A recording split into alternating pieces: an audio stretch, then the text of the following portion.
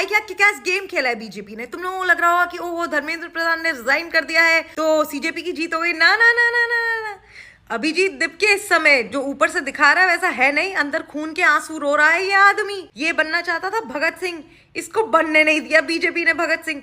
इन पूरे left wingers के पास सिर्फ एक नैरेटिव था, एक नैरेटिव कि सरकार डिक्टेटरशिप करती है। क्योंकि देखो डेवलपमेंट और इन सारी बातों पे तो ये बोल नहीं सकते थे बिकॉज डेटा और फैक्ट्स अलग हैं, ठीक है। ले दे के इनके पास बस एक ये नारा रह गया था क्योंकि इसका कोई डेटा नहीं होता ना दरअसल। पर अब तुम देख लो कहाँ है डिक्टेटरशिप, कौन सी डिक्टेटरशिप। बीजेपी ने बोला अरे तू यहाँ आ रहे प्रोटेस्ट करना है, हम तेरे को एयरपोर्ट आके चिट्ठी पकड़ाते हैं, परमिशन देते हैं, क्यों टेंशन ले रहा है। तेरे को एस्कॉर्ट करके आते हैं हम जंतर मंतर तक, कर प्रोटेस्ट, जितनी मर्जी प्रोटेस्ट करना है करो। इसके बाद इनका एक आध महीने जो भी प्रोटेस्ट था चलता रहा। कुछ इनको भाव नहीं मिला क्योंकि जनता भी ज्यादा कुछ इंटरेस्टेड तो थी नहीं। नीट के बच्चे वैसे ही अपना एग्जाम देने में बिजी थे, फुकरे आ गए थे इनके उसमें। फिर आया सोनम वांगचुक। सोनम वांगचुक ने भूख हड़ताल करनी शुरू की, उस पर भी ज्यादा कुछ इंपॉर्टेंस दी नहीं गई। तब सीजीपी वालों ने सोचा कि क्या करें यार, इंपॉर्टेंस मिल नहीं रही है, तो इन्होंने एक पेड पीआर चलाया कि 2 दिन में सोनम वांगचुक मरने वाला है।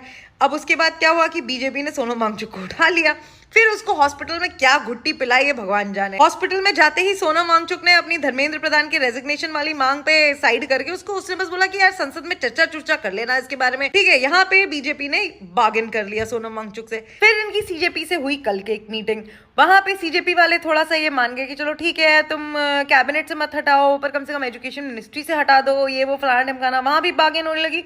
ये सोच भी नहीं रहे थे कि आज धर्मेंद्र प्रधान रिजाइन कर देगा और उसने दे दिया। अब देखो दीपके, तुमसे हम पूछते हैं कि तुम अपने पोपो केजरीवाल के एजुकेशन मिनिस्टर से इस्तीफा मांगोगे कि नहीं।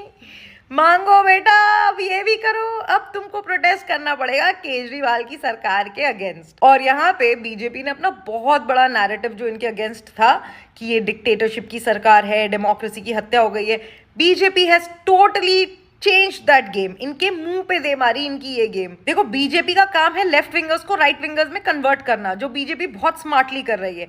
अभी इनका नया मोहरा जो था वो था सोनम वांगचुक।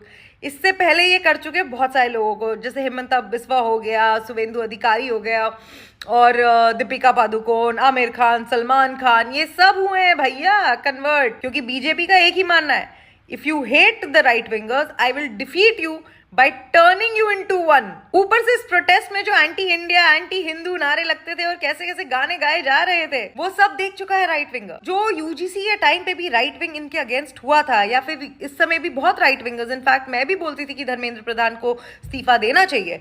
हम लोग सब एक बार फिर से यूनाइट हो चुके हैं। सो 2029 गोज टू बीजेपी अगेन।